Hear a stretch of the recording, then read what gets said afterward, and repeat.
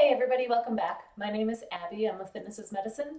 Today we're going to do another great workout you can do in a really small space in your home without much equipment. So we're going to actually start with some push-ups. So remember to come into these workouts warmed up and ready to go. 5 or 10 minutes of a cardio workout of some sort. It doesn't have to be intense, just some movement to get your muscles warmed up and ready to go and get your heart rate elevated a little bit. Okay, so we're going to start, like I said, with some push-ups. So remember, you can do these a multitude of ways. You can do them at the countertop, against a wall, against a higher surface. You can use a bench to kind of level up or level down depending on where you are with them. And then also it may vary depending on the day, if you're having elbow pain or shoulder pain or whatever. You can also modify the way you do them on the floor. First of all, by hanging on to like dumbbells, if that really hurts your wrists, and that's kind of the thing that limits you with push-ups. Or you can use like a yoga mat or a towel rolled up like this, so that then your fingers are relaxed here, not at that stretched out point where your wrists are so flexed and or extended actually, and creating that extra tension on your wrist. So you can use different things to help make these more comfortable. So I'll demonstrate with the yoga mat today. You can use lots of different things. You can do them on your knees, things like that. So we'll do 10 to start. So we'll try to lower down to that mat. 2, 3. Remember, if you start to get tired, you can just drop to your knees and keep that same form going. 7, 8. I think maybe I skipped one. 2 more. 9 and 10. All right. So lots of different ways to level that up and level that down. If you do have a yoga mat, keep it handy for another exercise that we're going to do today. Okay, now we're going to stand back up. So remember to stand up slowly so that you don't get dizzy or lightheaded. Now we're going to do some side lunges. So this is another one you can do kind of a multitude of ways. So you can just do little step ups. I need to now bring this down just a little. I'm having a hard time with my cameraman today. Okay, so you can start with just little step outs. Just sitting back in those hips. So when I step out to the side, I'm sitting back in my hips, so that my knee stays over my ankle. So I don't want to go out to the side and go like this. See how my knee goes forward of my ankle? You want to put your weight in your heel. When you step out to that side, you want to keep your weight in your heel and sit your hips back. So start small. If this creates any pain, just do some weight shifts. You don't have to do a lunge. You can just do some weight shifts. You can add a little weight here if you'd like. You can switch and kind of reach with one weight. You can hold a weight right at your chest. There's a lot of different ways to do this. If you find you want to level this up a little, you can go a little deeper. Same thing though, you're sitting back. Like I could just sit on this bench right here because I'm sitting so far back. My weight is in my heel.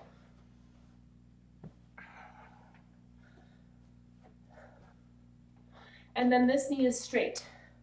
You can see I'm also, my weight is kind of in my heel on both legs because I'm really sitting back, keeping my chest up nice and tall. Let's do 2 more on each side. Remember, you can just do weight shifts, small little lateral movements. The point is getting a little lateral movement, working on that hip strength. This gets our quads and our glutes a lot, but getting some lateral movement is really important for that hip stability. Okay, next we're going to do another arm exercise.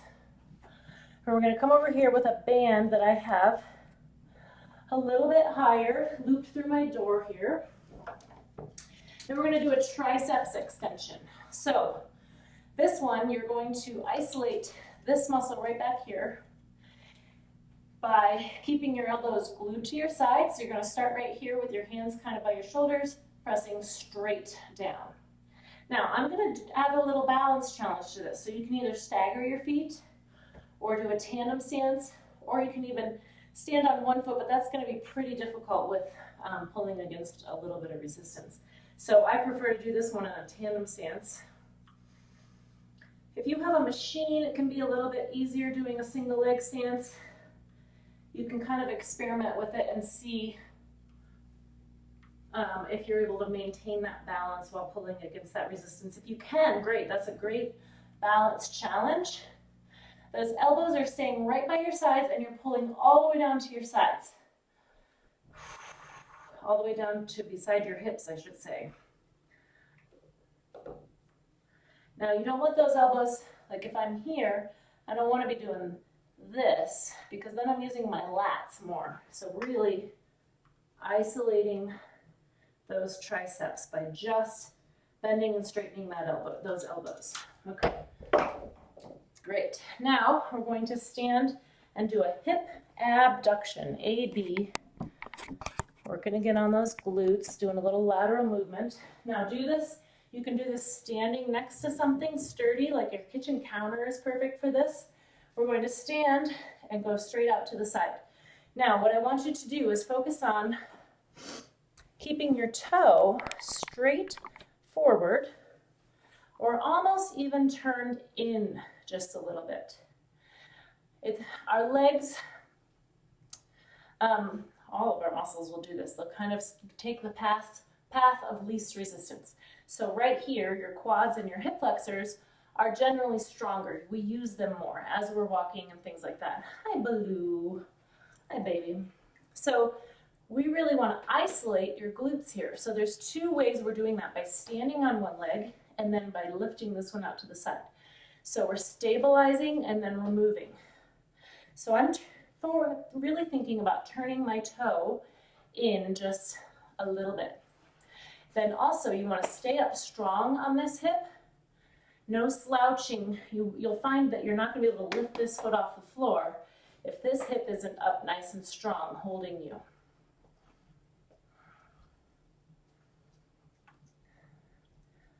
10. Okay. Now we'll switch and go to the other leg. Remember, you're turning that toe. You want to keep it straight forward, almost in. If you turn it in just a little bit, it'll kind of feel a little awkward. I mean, too far is what I mean. But just a little will kind of keep you honest. Keeping that glute doing the work here. Baloo is monitoring me very closely here, aren't you? All right, good. Now, appropriately, we're going to do an obstacle step over. Now, this would be best, I would say, to do like at your kitchen counter or a bar or somewhere where you can hang on. You can even do it like in a doorway where you've got something to hang on to and you can move back and forth. I do not recommend using your dog for this because dogs don't necessarily stay in place. So that's why I had this yoga mat. That was another reason I had it out.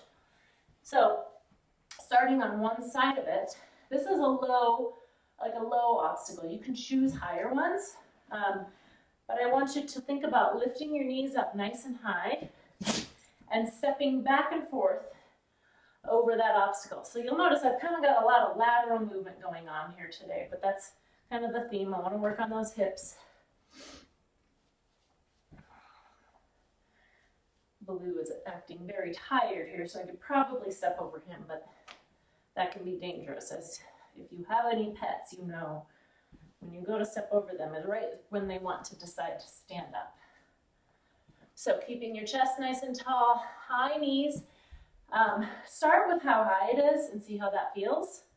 And then practice going higher, like it's a higher obstacle. Really lifting those legs high, both directions. And we're gonna go 10 times back and forth. I have no idea how many times I've gone. We'll go 2 more times. And if you want to, you can speed this up a little. So you can kind of hop back and forth. But that's another level. So you can speed it up, getting to the point where you're hopping. That excited Baloo a lot. And kind of experiment with increasing the intensity with that one a little bit as you're ready. Okay, next I'm gonna sit on this bench right here and we're gonna do some double knee lifts for a core exercise. So find a good sturdy chair. You can use, generally your sofa is not gonna work very well for this. but a kitchen chair, a workout bench, the edge of your coffee table, if you have a good sturdy one. No, sit. So you want to sit up nice and tall. I put my hands underneath my thighs with my palms down. And then keep your shoulders down. You're going to press into your hands and lift up those feet. So the key here is that you're kind of crunching toward your knees versus rocking backwards. Rocking backwards, you're just using momentum. You're not working your core. So we're working your abs here. You're just lifting and lowering those knees. Now you may find you're kind of doing this, and that's okay. If you are, think about alternating. And then as you get stronger, try to lift them both at the same time.